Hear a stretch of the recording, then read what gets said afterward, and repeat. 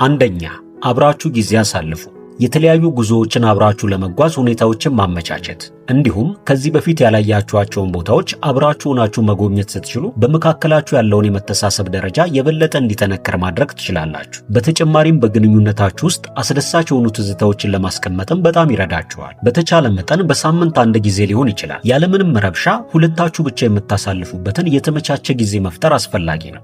አብራችኋቸው በተለያዩ ማህበራዊ ግንኙነቶች ላይ ስትሳተፉም ከምንምና ከማንም በላይ ለነሱ ቦታ እንደምትሰጧቸው በግልጽ ልታሳዩ ይገባል። ብዙ ጊዜ እነዚህ ሰዎች የኛ ናቸው ብለን በማሰብ ብቻ ሌሎች ሰዎችን መንከባከብ ላይ ትኩረታችንን እናደርጋለን። ይሄ ግን አጋሮቻችሁን ሊያስከፋ የሚችል ትልቅ ስህተት እንደሆነ እወቁ።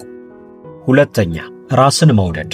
በፍቅር ግንኙነት ውስጥ የምናሳያቸው የተለያዩ ድርጊቶች በሙሉ ከራሳችን ማንነት የተቀዱ መሆናቸው የማይካድ ሐቅ ነው። በመሆኑም አንድን ሰው ለመውደድ ከማሰባችን በፊት በቅድሚያ ለራሳችን ያለንን ቦታ መመርመር መቻል አስፈላጊ ነው። ለራሳችን ያለን ፍቅር ዝቅተኛ ከሆነ በእርግጠኝነት ለፍቅር አጋሮቻችን የምንሰጠው እንክብካቤም በቂ ያልሆነ እንደሚሆን ጥርጥር የለውም። በመሆኑም ለራሳችሁ ተገቢ የሆነ መውደድ እንዲኖራችሁ እስካሁን ላጠፋችኋቸው ጥፋቶች ራሳችሁን በቅድሚያ ይቅርታ ጠይቁ። ከዚህ በፊት የሰራችኋቸው ስህተቶች ዛሬያችሁን እንዲያበላሹት በፍጹም አትፍቀዱ። በአንጻሩ ከዚህ በኋላ በሚኖሯችሁ ግንኙነቶች ተገቢ የሆኑ ገደቦችን አስቀምጡ።